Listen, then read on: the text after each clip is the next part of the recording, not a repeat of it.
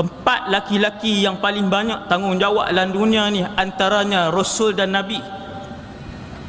Yang keduanya ulama. Yang ketiganya seorang pemimpin. Dan lelaki yang keempat yang besar tanggungjawabnya ialah seorang ayah. Empat orang ni paling banyak. Sebab itu seorang anak mampu untuk menggagalkan ayahnya daripada masuk ke dalam syurga Allah,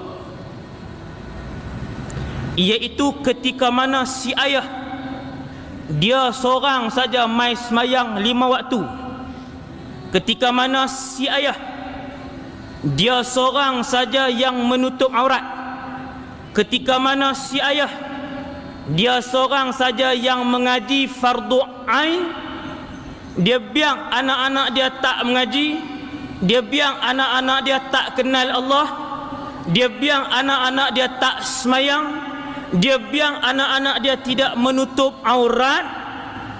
Seorang anak boleh menggagalkan ayah soleh itu untuk masuk ke dalam syurga kalau si ayah tak ajak dan tak tegur.